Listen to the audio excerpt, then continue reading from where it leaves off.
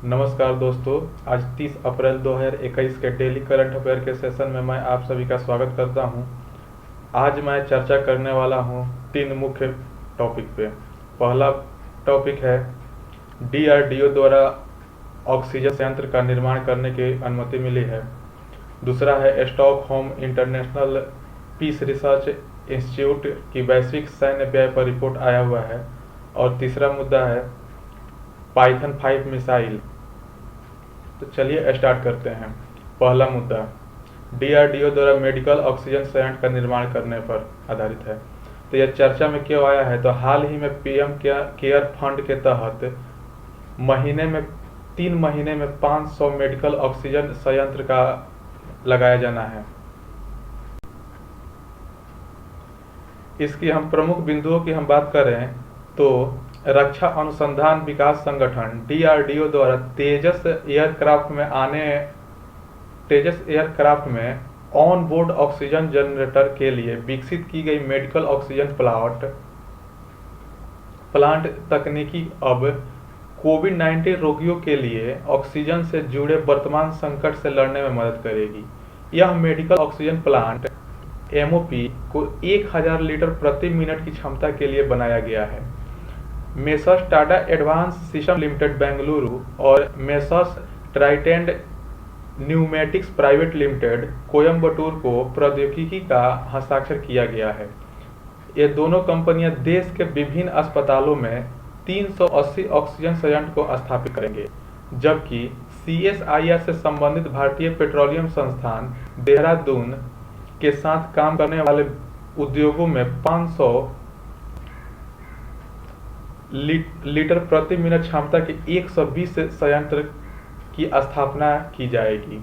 इस प्रकार 500 medical oxygen संयंत्र लगाए जाएंगे, जबकि इसका वित्तीय पोषण पीएम केयर फंड के तहत किया जाएगा। अब हम जानते हैं मेडिकल ऑक्सीजन प्लांट क्या होता है। तो डीआरडीओ द्वारा विकसित मेडिकल ऑक्सीजन प्लांट वायुमंडल से सीधे ऑक्सीजन उत्पन्न करने के लिए प्रेशर स्विंग एडसॉर्प्शन पीएसए तकनीक और मोलिकुलर सीयू तकनीक का उपयोग करता है। मेडिकल ऑक्सीजन प्लांट तकनीक उच्च सांद्रता के साथ ऑक्सीजन उत्पन्न करने में सक्षम है, जिसकी सीधे अस्पताल के बेड पर आपूर्ति की जा सकती है, या इसका उपयोग मेडिकल ऑक्सीजन सिलेंडर भरने के लिए भी किया जा सकता है। तो हम मेडिकल ऑक्सीजन प्लांट के लाभ क्या है इसके बारे में भी थोड़ा जान लेते हैं। तो शहरी एवं ग्रामीण क्षेत्रों में अस्पताल में कोरोना महामारी के दौरान ऑक्सीजन की आपूर्ति प्रदान करने के लिए एमओपी तकनीक उपयोगी होगी।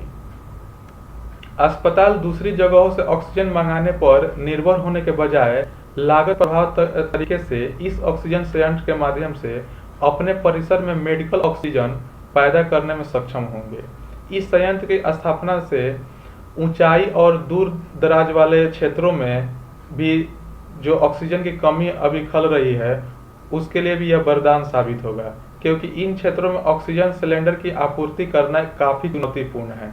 हालांकि पूर्वोत्तर और लेह लद्दाख वाले क्षेत्रों में सेना के कुछ स्थानों पर एमओपी पहले से ही स्थापित किया जा चुका है। अब कोविड-19 महामारी और ऑक्सीजन का क्या संबंध है, इसके बारे में हम थोड़ा जान लेते हैं।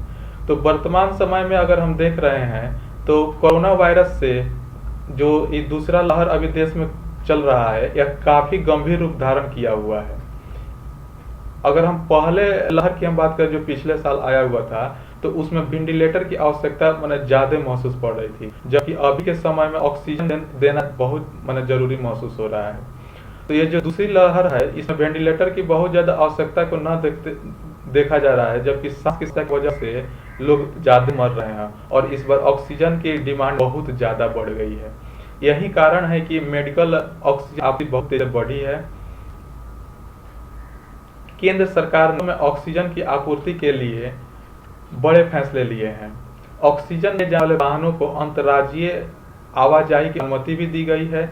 इसके अलावा ऑक्सीजन मैन्युफैक्चर पर भी किसी तरह की कोई पाबंदी लगाई गई है। ऑक्सीजन सप्लायर पर सप्लाई करने के लिए कोई लिमिट नहीं है। इसके सरकार ने यह भी सुनिश्चित किया है कि तरल मेडिकल ऑक्सीजन की सप्लाई सिर्फ हॉस्पिटल में की जाएगी। गौरतलब यह है कि ऑक्सीजन एक रासायनिक तत्व है और इसका परमाणु संख्या 8 होता है। मानक तापमान एवं दाब पर जो स्टैंडर्ड टेम्परेचर और प्रेशर में ऑक्सीजन तत्व के 2 परमाणु मिलकर के एक अणु बनाते हैं। इस प्रकार ऑक्सीजन सामान्य ताप और दाब पर रंगहीन और गंधहीन डायएटॉमिक गैस है। अब हमें एक छोटा सा टारगेट रखना है कि हमें मिनिमम 1000 लाइक, शेयर और सब्सक्राइब पूरा करना है। इसके लिए आपको 1 लाइक, 1 शेयर और 1 सब्सक्राइब करना है। अगर आप इस लेक्चर का PDF पाना चाहते हैं तो हमें टेलीग्राम के जनरल डिस्कशन #UPSC चैनल पर भी जुड़ सकते हैं, जिसका लिंक डिस्क्रिप्शन में दे दिया जाएगा। नेक्स्ट मुद्दा है Stockholm International Peace Research Institute SIPRI के वैश्विक सैन्य व्यय पर जो रिपोर्ट आया है, तो यह चर्चा में क्यों है। तो हाल ही में Stockholm International Peace Research Institute SIPRI द्वारा वर्ष 2020 के वैश्विक सैन्य व्यय के रुझान पर रिपोर्ट जारी किया गया है।